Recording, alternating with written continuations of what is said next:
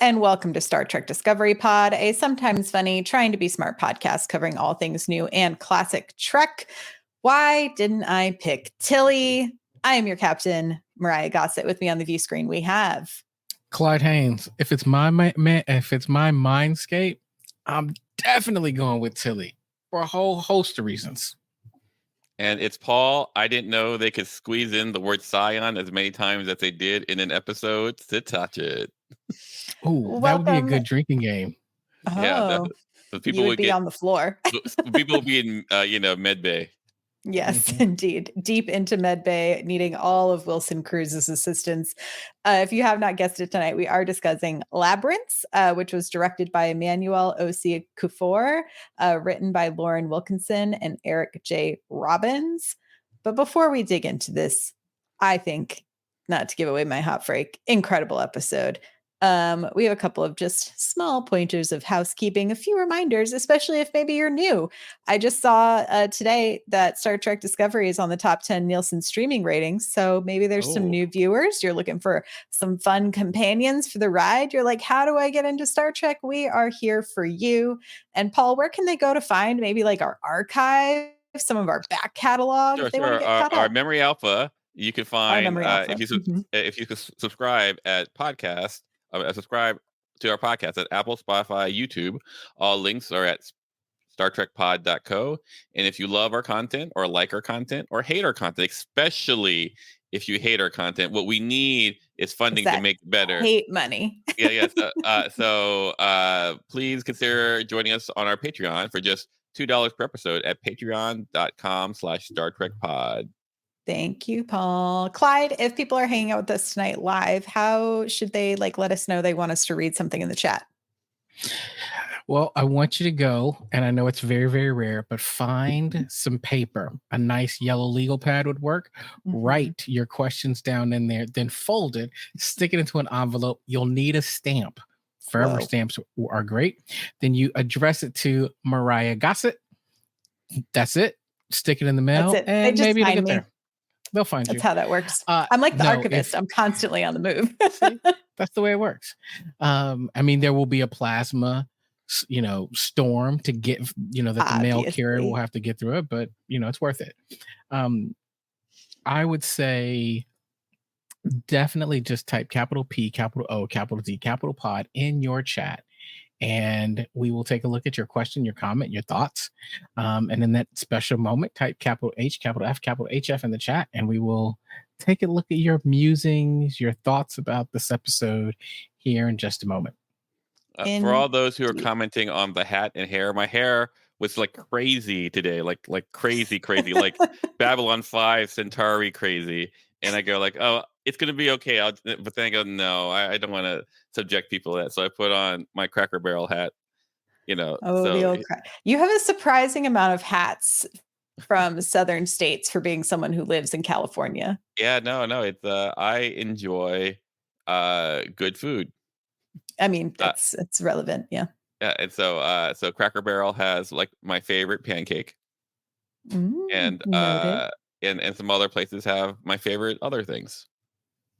Great. What is your favorite? You can't just stop there. What is your favorite pancake, Paul? Well, it has a blueberry pancake, but like Cracker Barrel, what they do is they cook. Welcome back to Cooking Talk with the Star Trek Discovery Pod. You might remember we're the offshoot of like Hot Dog Talk from Strange New World. We are the welcome to Pancake Pod.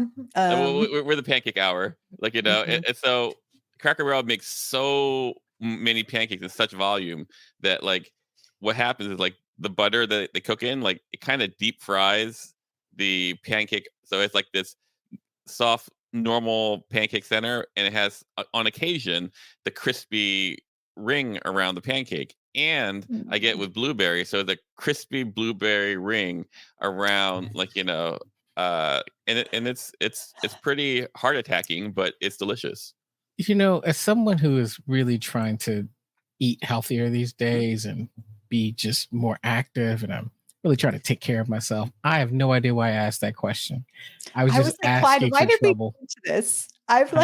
Now I have to make pancakes after this. I'm definitely not going to do that, but I'm going to think about it a lot. So here's what's crazy. I live in LA, and I've been to all the Cracker Barrels within driving distance to LA, which is the furthest one being Victorville, which is about 2 hours. I agree with Nicole, though. I continue on pancake talk before we get into Star Trek, even though I really like this episode, so I want to talk about it soon. I agree. Waffle House. I think it goes Waffle House, Cracker Barrel, IHOP. In my opinion, Nicole says Waffle House, IHOP, Cracker Barrel, but like I love me a Cracker Barrel. Like I was in Nashville like not too long ago. I went to a Cracker Barrel. Walked in. There was this one guy at 11 p.m. playing, like watching a chess video at like full volume on their phone. And the waitress, we asked like, "Hey, this sweet pancake, it says it has nougat on it. What's nougat?" Like candy has nougat in it, and she goes, "It's something that makes it taste good." And incredible. That's all you need to know. That's right. I get my hash brown smothered, but I'm about the Cracker Barrel. All right. If you're joining us for the first time and you're excited to talk about Shrek and trying to figure out why are they talking about pancakes, just keep in mind, as much as I want to say we don't get on tangents and that this never happens, buckle up because it happens quite frequently, and that's what makes us us. So enjoy the ride. Notice that we said we try to be smart. Operative word. Try is really punctuated this episode. All right, y'all. I think we got to dive into it. And back to pancake. We got to get some hot frakes. But first, how about a couple of messages from the menagerie? I'll dive in here with Karen, who says, well, what a wild ride and what a twist at the end. There's so much I loved. I can't name it all, or else this would be a novel. It is still pretty long, Karen. I'm going to skip around, but I love you so. She loved Harrell. I would watch the archive spinoff. David Ajala shines in this. Makes me so mad we don't get a season 6. A lot of love for Michael's whole confession, that you are not alone, and the imposter syndrome of it all. Totally agree, Karen. And Kieran says it was a wild ride that somehow works. I can't imagine Kovic's reaction when he finds out that Michael gave the Breen the coordinates for the final clue. Harrell is my favorite Star Trek librarian, especially compared to Mira Romaine. Yes, but Clyde, what was your hot freak of this episode? So before I get into my hot freak, I gotta say, Myrriah, the last episode, you were really talking about how you were wondering if this was going to be an ode to Deep Space Nine, and it was. Right? Mm-hmm. Like, definitely they talked about the Dominion, and the first thing that Burnham did when she got to the library is she read everything she could on the Dominion War. So I was like, oh, Myrriah, that's why she's the captain. Overall, I thought this was a fun episode. It was a nice puzzler. You've got a labyrinth. It's one of these Star Trek episodes that happens in the mind, but you've got this big battle outside. No, I thought this felt like a nonstop thrill ride. And again, it makes me disappointed that this is the final season, because this is really a great show. It's really, really singing. Paul, what was your thought? I'm less. I thought it was fun. My thought was like, this is really pretty. The library is very pretty. The Badlands is really pretty. The Oasis in the Badlands, like a very pretty episode. The Mindscape journey, I've seen in Voyager. It was an episode of Voyager. So like, that's probably why I liked it so much. maybe. But I was going like, I already know the ending, so I'm just waiting for it to get to the thing. Like the twist as far as like giving the Breen the map, like it hit my don't do that. Like not to go on another tangent, but I will. So like a movie that I have a hard time with, even though people generally enjoy it, is Shang-Chi.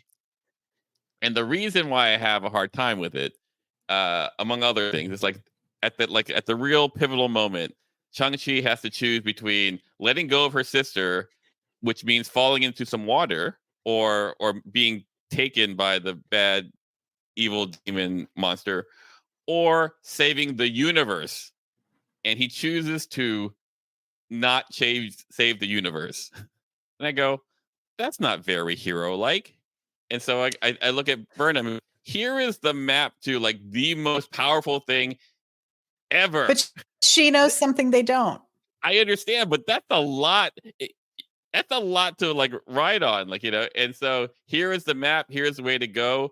And then they go like, you know, I don't think the what do you call it? The Primarch is going to know how to get through this thing. And then like what do you call it? The second command goes, what about Maul? And then she goes, I don't know, maybe she's pretty smart. I'm going like, oh, it's not good. She's not good.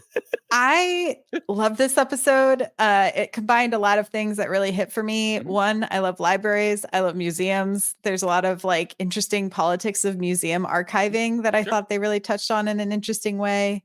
I thought the speech from Sonequa Martin Green at the end of her test was Emmy worthy. I thought it was incredible. I thought it was great.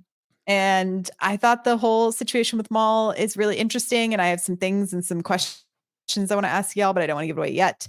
Other hot frakes here from Nicole. Maul could sell ice to penguins. Facts. She is very convincing, very, very convincing. But let's start at the top of the episode.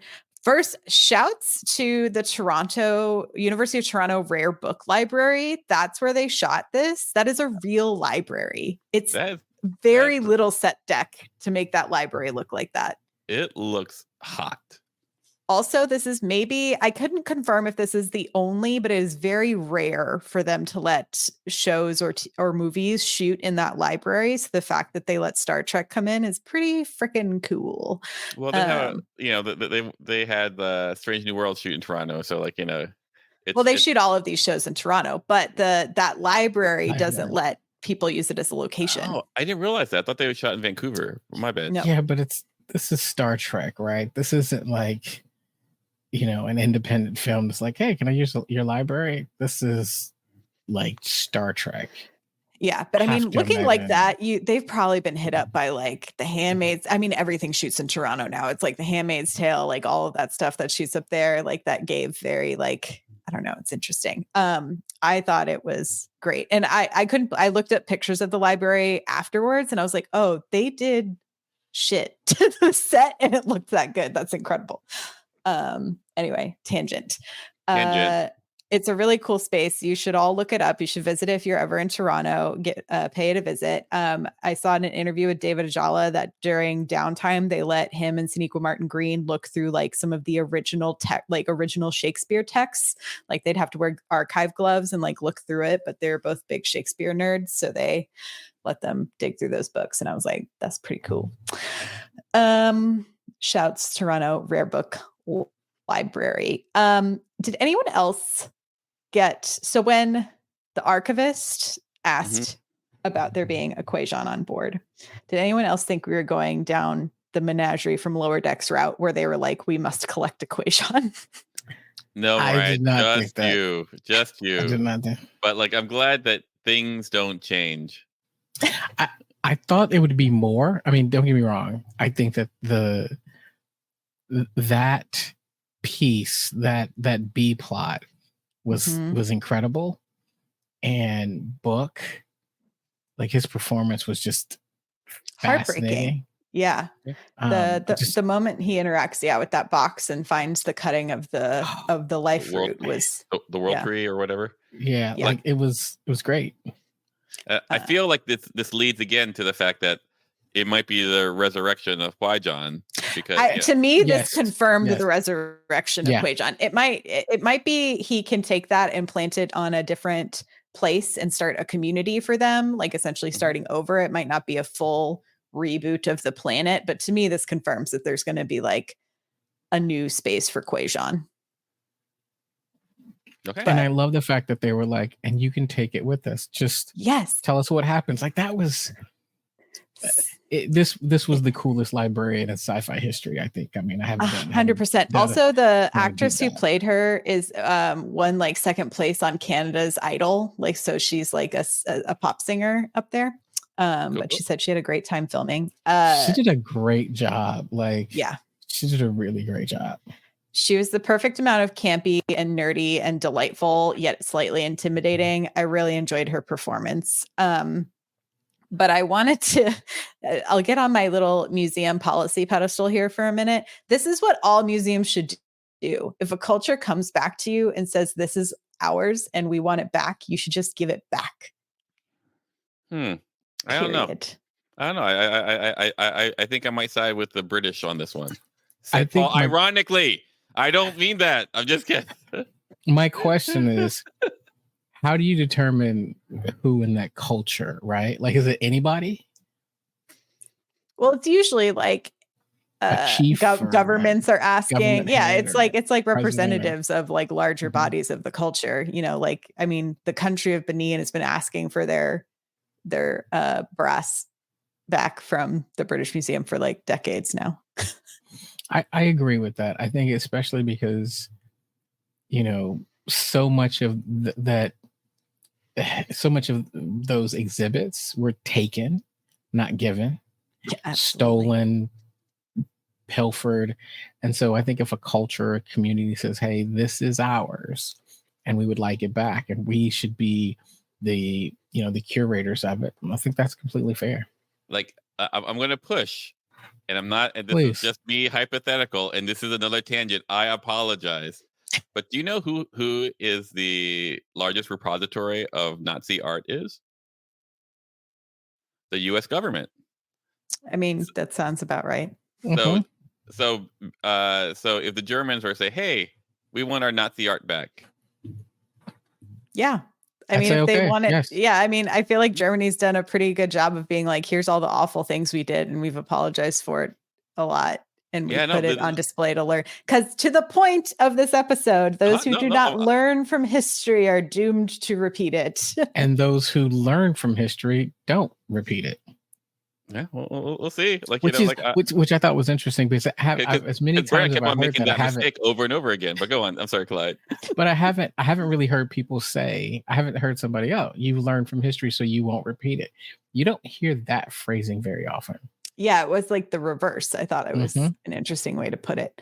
I have to say though, David Ajala, what an MVP of this. I mean, him and Sinead Martin Green were really like. This was an actor's episode, and like we were getting performances. I thought that was very good. I thought they were both very, very good. Although I was upset with Burnham for not getting it after the first when like she's going, the test is this. I go like, I'm sure it's not that. And he goes, oh, you want me to solve a maze? Because that seems like we're going to learn a lot about power.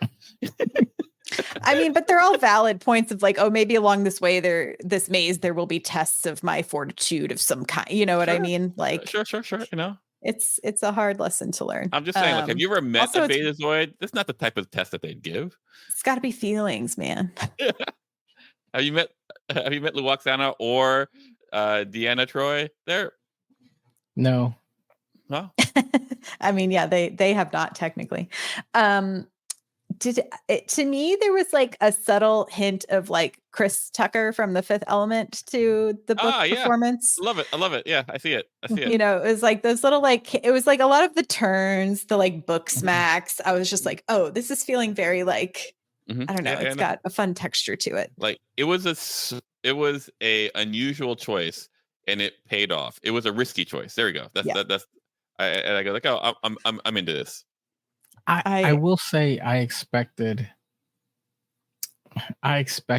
the defenses of the archive to be better, right? Like they've gone through all this stuff. The Breens show up and they're like, and her first response was, "I'm not really worried. Like we're fine." But they defeated those defenses pretty easy. But I think it's because it's typically like supposed to be a place of peace because everyone contributes to it. So you're in that way destroying your own history if you destroy the space. Yeah. And to push back, that dreadnought is larger than Starfleet headquarters, and like, yeah, it's a big ship. Big ship. Although I was a little like, one of the things that I found, like, oh, here's this super unknown, tunneling technology, and Reno goes like, here's what you could do, and it completely like works, from afar. I was like, oh, that technology did not seem as formidable as you made it sound. Well, it was like establishing a tunnel. It wasn't really to like destroy. It was like enough to pierce a hole, right? So they could like shuttle Beam their through. soldiers in. Sure, Yeah. sure, yeah. No, it's interesting.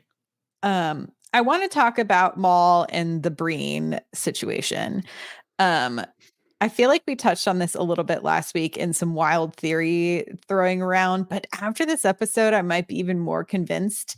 Is that one Breen soldier that's kind of protecting Maul actually Non? That'd be interesting. I mean, I would love it if it were. Although the Primarch knew who the soldier was. But I mean, they're in all that getup. Like how? Like oh, no. Like if this were the case, I say Myrriah was right. She was right. She's so smart. She deserves a cookie or a pancake. She was right. I totally go with it. But I don't know if that would be the case, right? Yeah. I mean, it's like to me, it speaks to how fragile things like fascism are, right? It's like if you're only leading with brute force and power and not actually thinking about the good of the people around you, quickly those people will turn on you, right? Yay, labor movements. But I did think it was like, I thought the beats all paid off. I also just think Nicole, you're killing it. Just so you know, you're killing Nicole. Choopy just jumped in. What did I miss? The Great Waffle House versus Crackle Bear debate.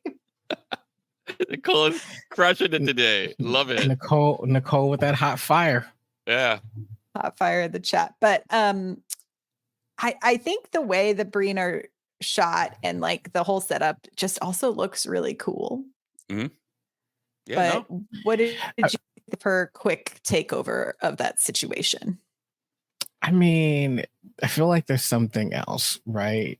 Because I mean, Maul is a great I don't know, manipulator, con artist. She's also like a proxy for a martyr in a sense, you know? She's great on playing on people's like insecurities almost, right? Like she knows what buttons to push in a hurry. And so I'm just trying to figure out, kind of to Paul's question, who is this Breen that is basically helping and defending Maul? Like who is he? Who is they? I'll say, because I'm not sure who they are, but I'm curious because it feels significant in some way. But she was able to turn that situation in a heartbeat, and I think, like I want to believe that her love for Locke is what she's trying to, I don't know, impart on everybody else. Yeah. But she's doing a really good job of leveraging that. It's almost like I think in other shows you'd be like, well, I refuse to use the name of my beloved departed, but she's thrown, like you said, how many times did she say Scion? You don't care about your Scion, and the Scion wouldn't want this. And she was quick to throw Locke's name around. Mm-hmm. I thought it was interesting. So I'm trying to like, it's a power play, and now she's in charge. So Choopy, you're right. Choopy says she's a survivor. You're absolutely right. Yeah. Like she knows how to make sure that she's gonna survive. She definitely is. I also, so on first watch, I just like watched it and didn't think about, like, I was just like, oh, she's very much convincing, and I think she's figured out that this Breen guard, second in command type, seems to be sympathetic to her in some way, and that was the impression I got on first watch. And then second one, I went through and I kept thinking, is this a plant? Is this someone from Starfleet? Doesn't have to be Non. It could just be a Starfleet incognito mode. And they kept having interesting glances with each. I was like, oh, if it is, they've done a really good job of just like a slow, subtle way of being like, they have a bit of a connection and a way to talk to each other. Yeah, no, it'd be great. Interesting. But I don't know. I don't know either. I wanted to ask y'all, if you had to pick a location and a guide, where would you go for your test of the mind? I'll let you go first, Clyde. Like, where would I go for my test of the mind? Yeah, it has to be the most important place to you in your mind, and then someone to guide you through the process. I mean, I would definitely say the place I would go. I mean, my first thought would be the most important place. It's maybe hard. It is hard. I would probably say something like, and this is going to sound corny, the University of Texas. Right. It's just a place where I started maybe to find the myself. Library at UT. Quite possibly the engineering department. But I could also say New York City, right? Because those are two places where the person I am today was really kind of cut there. The Who, again, this is going to be very corny, but my mother. That's not corny. It's really sweet. Yeah. Like it's so much sweeter than what I would say for me. What's yours, Paul? Let's hear it. So here, first of all, those who do not know me, I'm a little out there. We discover new things about Paul every episode. So one of the apps I have on my phone is kind of called a Mind Palace app. So create a place, in your mind where you can like put things, a place that you know really well. And do you know what I picked? The Starship Enterprise, like Deep Space Nine, all the Voyager, like basically up Star Trek. Basically all the way up through to Enterprise. So like first original series to Enterprise and various locations of that. So I think what I would be doing is hopping through various parts of the ships plural or space station or so. And so and those who don't know me or I am very, very vain. It would be me. Oh, that would be fun. It would just be me talking to me, and I would probably get very exhausted with myself.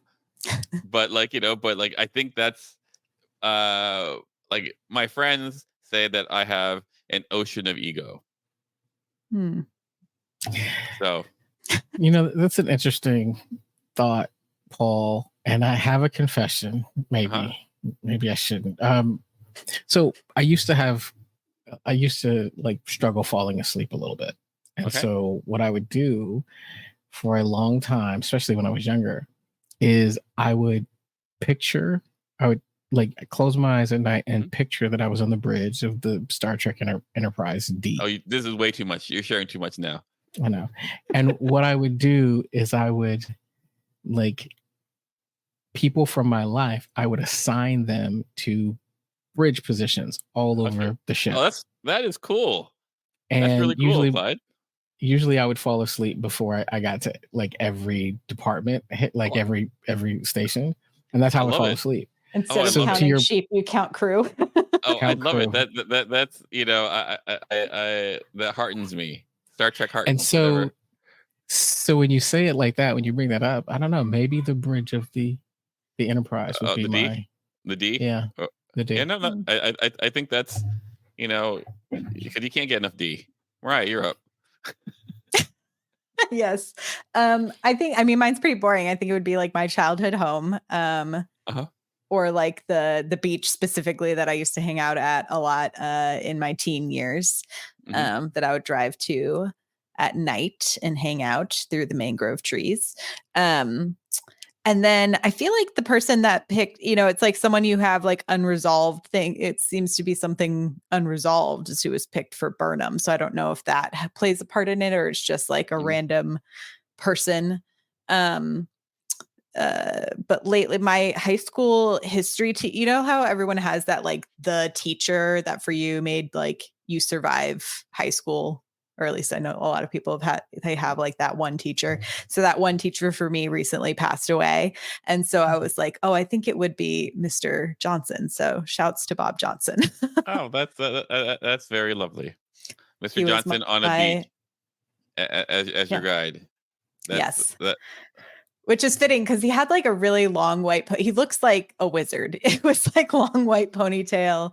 He was who took me to Europe on my first like group trip with a bunch of other crazy kids. And he was also my Model UN advisor because yes, I am that nerd. So love it. I love it. I think this is great. I think it's great.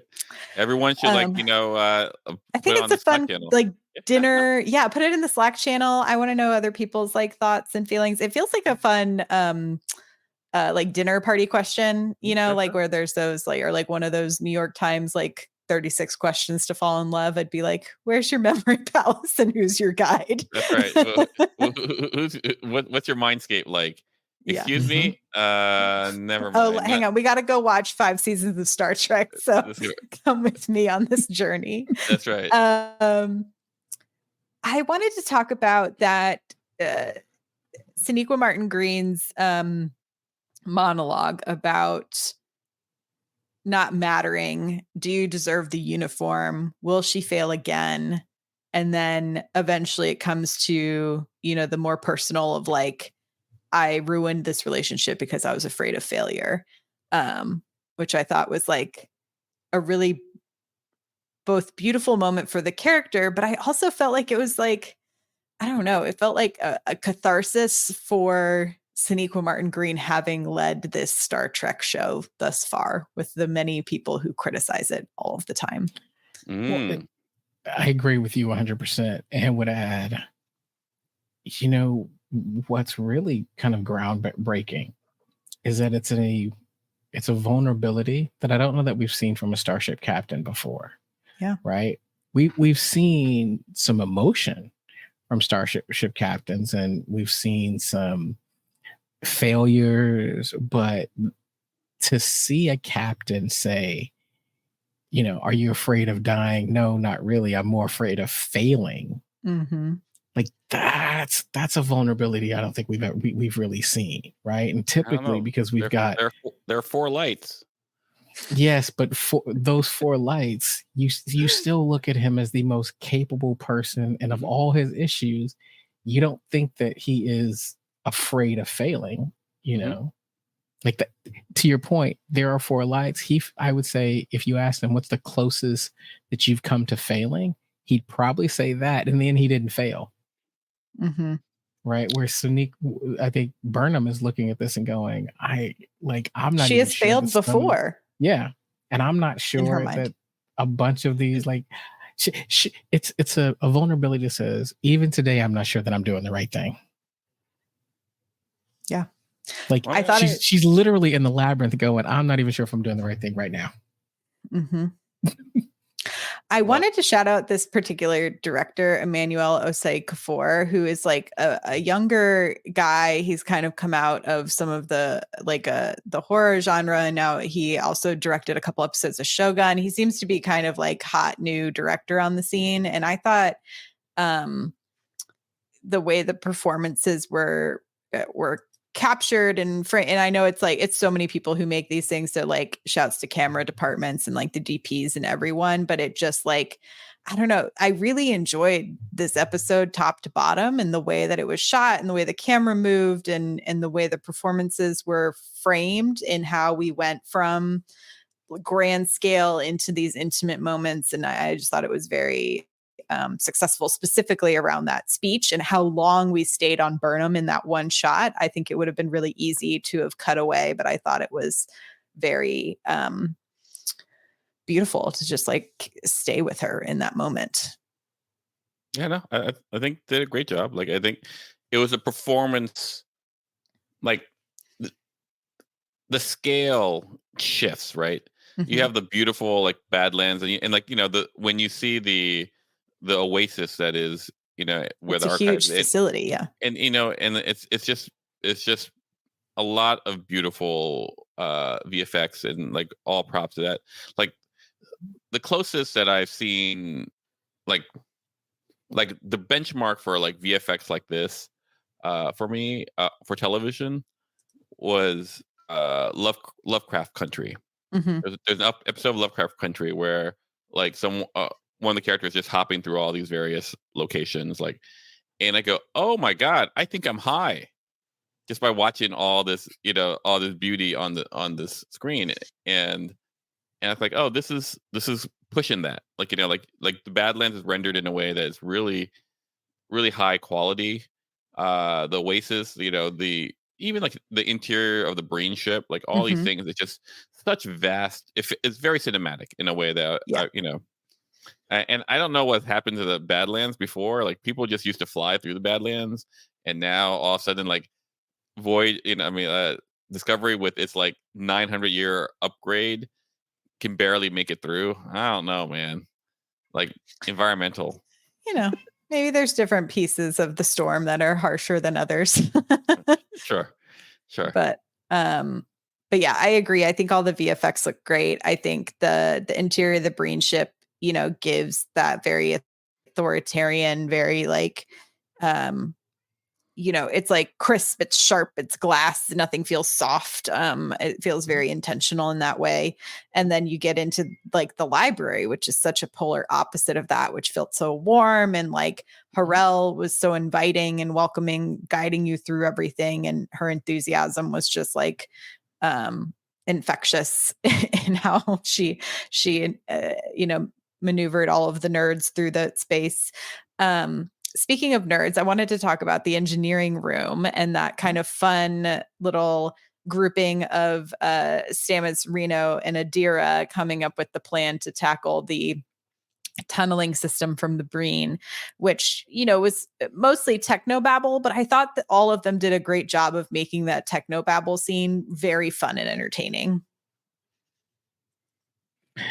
Yeah, I would agree. I mean, this feels like vintage Trek to me, like an engineering conversation, but elevated, because usually you've got one engineer, maybe in the Next Generation, you've got two, where you're looking at a Geordi having a conversation with like a Data, but now you've got three, and the way they're kind of playing off each other almost feels musical. It is truly, it was truly just fun to watch, and almost feel like you were in the room watching a nerdy techno jazz, improv happening. Yeah, I thought they did a great job making it natural. But like for me, I feel like it was good for the episode, as like Harrell like added that camp, and so like it's a tone for camp. But like like for me, I've never been the biggest fan of Paul Stamets, but I respected Paul. But I feel like this season, like there's just a lack of focus for me, and so like in this way, just watching him part of this musical trio of technobabble, like they're like, I feel like you're doing a disservice for Paul, and I don't even care about Paul. I'm not a justice for Paul person. I'm just saying, like he gets lost for me again. Yeah, I agree. I think this season, I feel like his character arc has not been the strongest thus far, which is why it's like, and I know because it is an ensemble, sometimes there are those seasons where you don't have big character growths for every single person. It is just disappointing as like he started out as such an important character to the show, to see it not be as in the forefront anymore. Yeah. Like, and which is a little sad. He's B-list, same with Owo and like Detmer, who are gone, taking the slow boat to well, those specifically, they're not contracted season regular. I actually did it. I was like, where are they? And it's essentially down to, because they're not season regulars, they're considered more day player actors. It's like if they get booked on other stuff, they get booked on other stuff. So, I get that. You go. I was gonna say two thoughts on that. I am disappointed because I thought that this season was going to be this like culmination for Stamets and going, hey, he solved this major problem and that's why he's the big dog. And we're not getting that, and I don't think we're going to get that at this point. I mean, perhaps he is like he ends up being a big part of the key to the final stuff, but it doesn't feel like we're building to that. But like like I would say that Book and Burnham, they're emotional anchors to this season, right?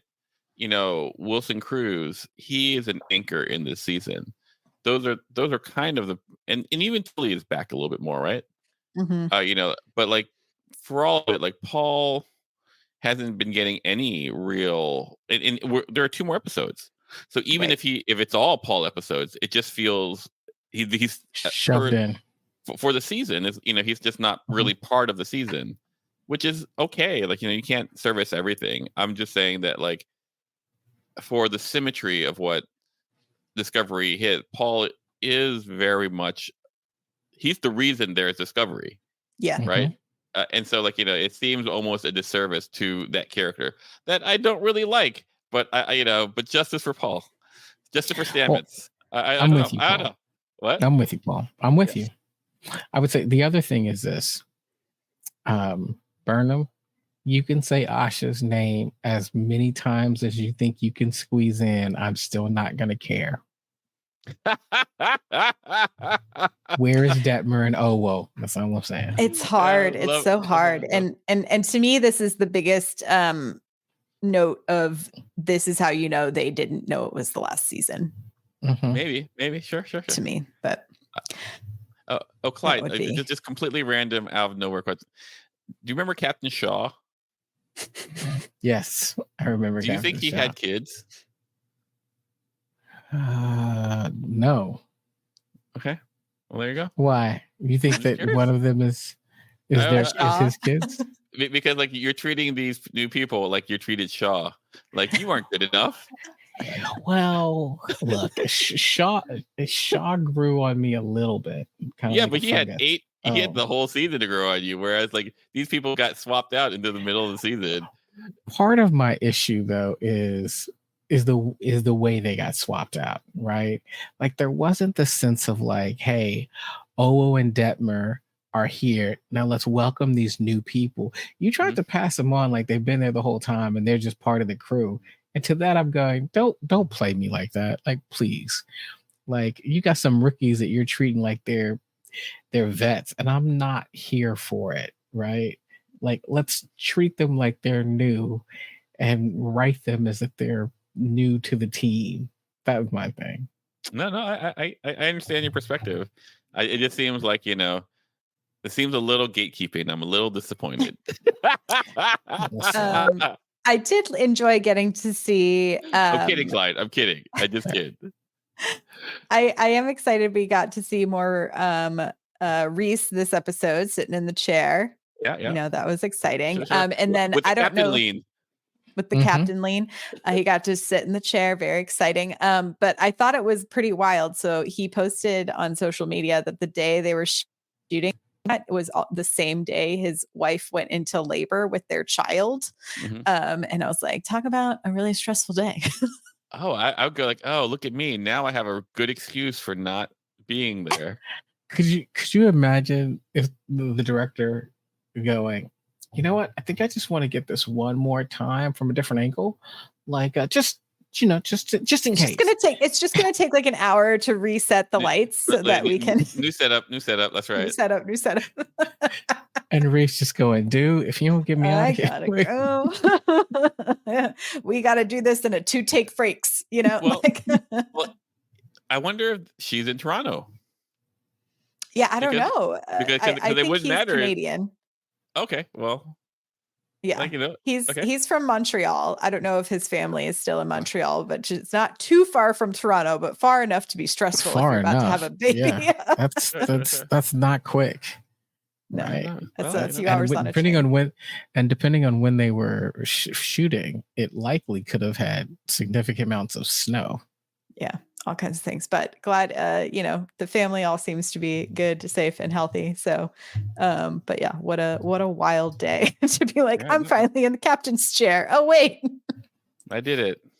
I did it. This wild and crazy time. What else did I want? Oh, I also thought it was on the after show with Will Wheaton, the Ready Room. I was like, what's it called? On the Ready Room, Will Wheaton was talking with David Ajala this week, and it's a great little interview. Highly recommend it. And he was talking about that very emotional speech with Michael. Apparently, she just like goes for it and was like at that level even in rehearsal. And and he said, luckily though, the crew were smart and ran cameras during rehearsal, so they were able to use some of that take. Beautiful. And so I was like, I wonder if it is that really intense close up of her face, because it's like, to me, the rawest I think I've ever seen Michael Burnham. And it would make sense to me if she's like, oh, I'll just like really go for it in rehearsal and then we can pull it back if we need to. Cause that was like so much emotion. Yeah, no, I mean, like, it's, you asked, like, is there another captain who's given to show that kind of vulnerability? And I think about it, and there are none from, none from the older series, right? Like, because like you're in the 90s and it's about like suffering in silence. So everyone is like, still waters run deep kind of thing. And so that's it's just her, Giorgio, Pike. Those are the only ones you have, right? So yeah. So I think like she is kind of a forerunner in like, showing that. I think that's probably correct. Yeah. I mean, Pike's kind of emotional and vulnerable too.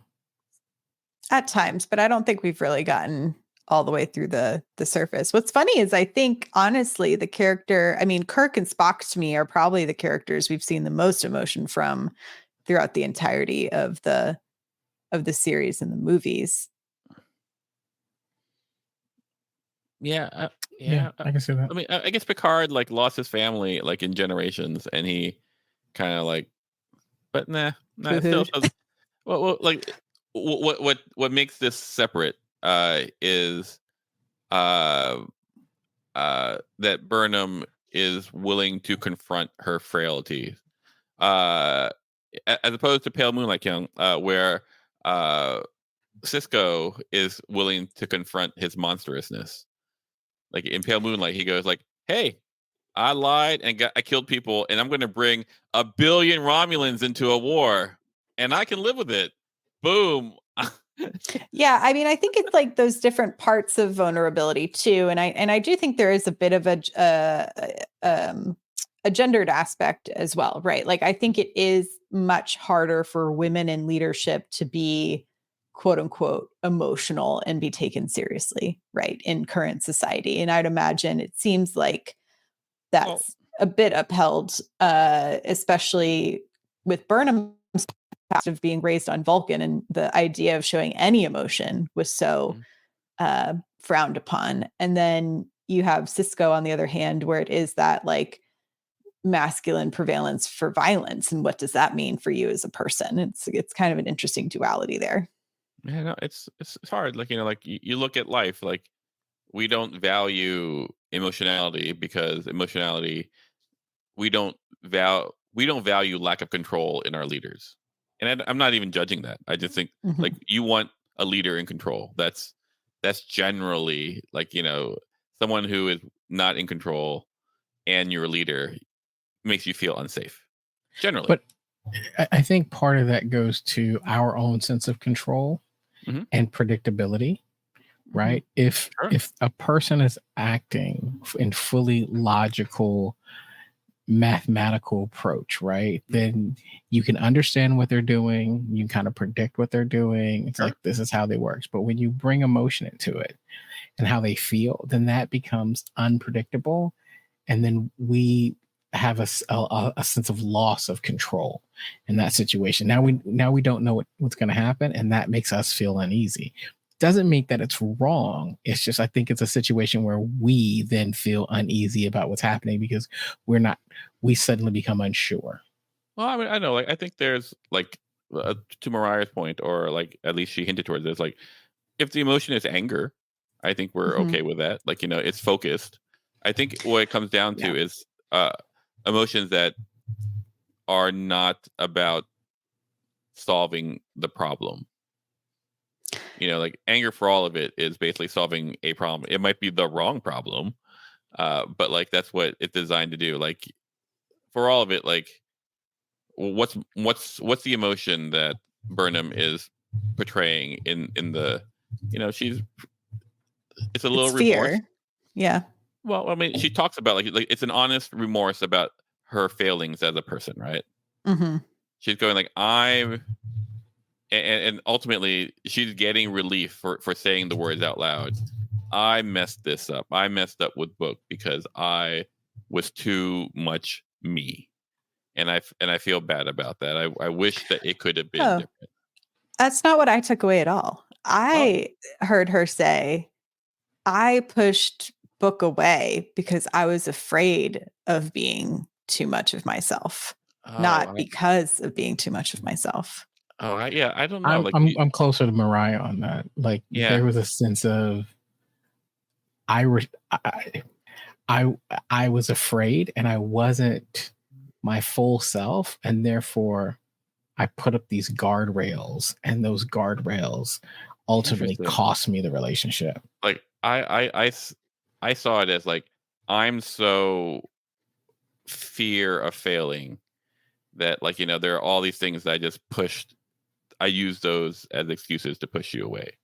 I know, Michael Bro. I mean, well, yeah, in that way. But I think what I disagreed with, what I thought you said earlier, was like the idea that being too much of herself is what ruined the relationship. To me, it was.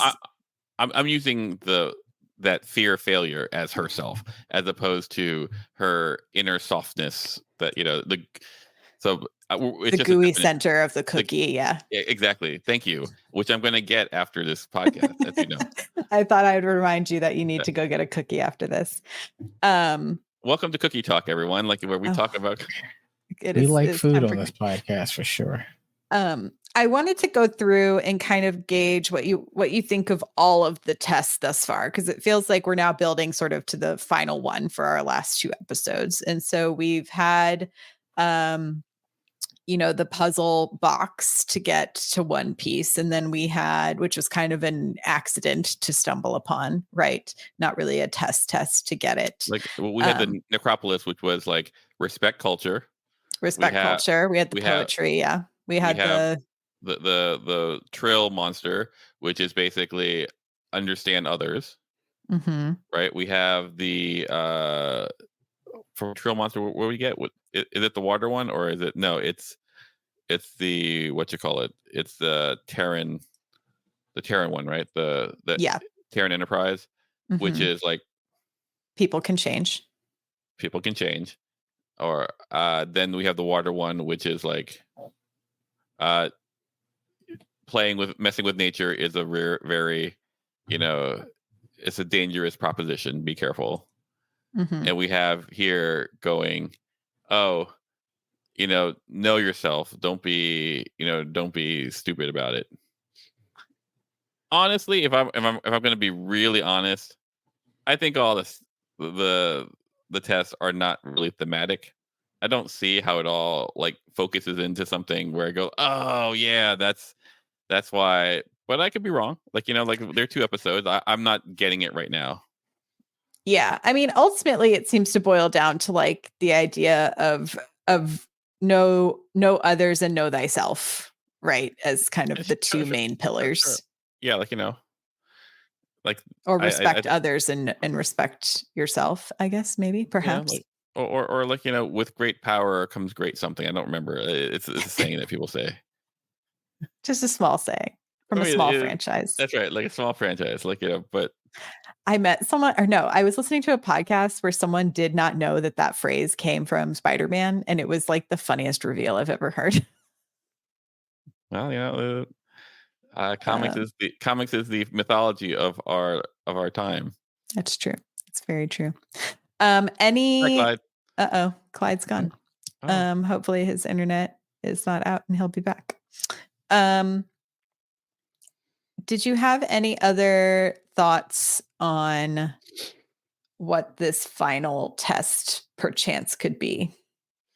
I don't know. Like, I imagine, like, I wonder if there is an aspect where you have to soul stone it and sacrifice something to get, to get it. Ooh, do you think the life tree? Like, do you think Book is going to sacrifice a piece of the tree? I don't know. I imagine, like, it could be that like Burnham has like to sacrifice herself, or Burnham has to sacrifice Book, and then like Book Maul goes goes in. Well, I think Maul will easily go in to save Locke, right? Mm-hmm. But I think maybe Book goes in so that Burnham can have it, and he gives her the root and goes like, "Please plant this." Blah blah blah. I don't know. That would be quite. I'd be really sad if they killed Book at the end of the season. But like, I think that I think that would work really well for a what you call it, for the end of a series kind of thing. Yeah, I think that's the other thing I'm trying to figure out is how they end up, like, is the reshoots they did to go back and do just like a bit of an epilogue is what I'm imagining that they're just going to tack on to the end of the last episode, but who knows? But like, like I do feel that, like, I really don't love it. Oh, Nicole brings up a good point. Pretty sure. Where'd it go? Oh no, it scrolled. Pretty sure her number one will die. Oh, I don't know. Like, I don't really love him, so it's not a. So, I used to have, and I still have this friend, but my friend used to work on Grey's Anatomy. Mm-hmm. They love killing people. Oh, Clyde's internet just crashed, guys. So Clyde is gone for the night. That's right. And what they do all the time is they would get to the season finale and then basically be like, who's dying? Exactly. And it would really, it goes like, okay, what about this person? Well, we can't kill this person. Well, then how about this? Well, we can't kill that person. And it'd be like this triangle or this circle of like all these people you couldn't kill because you didn't kill anyone, but you're gonna kill, And my favorite one of these is an episode where there was the code black, not the bomb episode with Christina Ricci's hand. Oh no. Maybe that I'm confused. And it's where you had the shooter. Like, it was a season finale shooter. Mm-hmm. And so what happens is, like, we kill one doctor that what's her name doesn't like. I can't remember her name. Because she can't get the elevator open in time or whatever. And then they kill off Meredith Grey's unborn baby as she's doing surgery on, like, Sandra Oh's boy's heart. Yeah, so she's in the middle of open heart surgery. She is she's having a miscarriage. And and you go like, oh man, that's rough. But it's I want to say good art, but like it's good narrative, like whatever. And so like stakes building. It's like you then know at the end, like the finale of Grey's Anatomy is usually a guaranteed tearjerker, know. And so, like, for all of it, and I don't want all of Discovery, for good or for ill, and this might be a hot take, like a cold Paul, a hot Paul, whatever. It's basically watching Burnham develop. The show is about Burnham. Yeah. And so, and in that way, like, if you wind up, what's going to be best for her development, and oftentimes the answer is heartbreak. She's had so much of it, though. I know, but like, but she brings it upon herself because she's afraid to fail. I don't like that answer, Paul. I don't want you to be right. I know. Maybe Nan will save the day. Yes, counting on Nan. Anything else you would like to share? Oh, I guess here's the way you think about it. Would Michelle Paradise be that type of showrunner to do that? That's the question. Because apparently Shonda Rhimes would, and I would. Shonda Rhimes would. Like the Vince Gilligan would. Like there are tons of showrunners who would be that person. I think would Michelle Paradise be that person? I don't know. It's also hard because I know Academy is coming, so it's like, what Rolodex of people do you want to have available for that?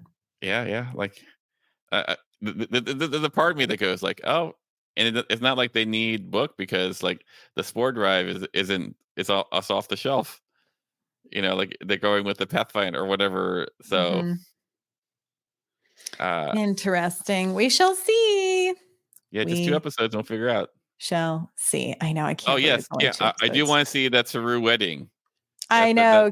Keenan says, "Are we going to be mad if all we get is the Saru Tarina wedding and a 30-second clip in the epilogue?" Yes, I'll be sad. I'd be pissed. But at least whatever. Yeah. All right. Okay. I think we did, everyone. We're determined. Kind of smart, kind of funny. Lots of pancake. Lots of pancake. Waffle House, smothered, covered in fried. Get ready for breakfast this weekend. What's new good? It's something that makes it taste good. You can subscribe, rate, and review on Apple and on Spotify. Hey, if you leave us an Apple review, tell us what your favorite place is to have breakfast. Let us know. We can have it as a poll. We'd love to hear about it. Or your Mindscape. Tell us all about it. You can follow us on Twitter and on Instagram. I'll get better about posting on Instagram. I sometimes forget. I'm so sorry. We will see you all next time, though. Live long and prosper. Bye-bye. Yep. Bye, everyone.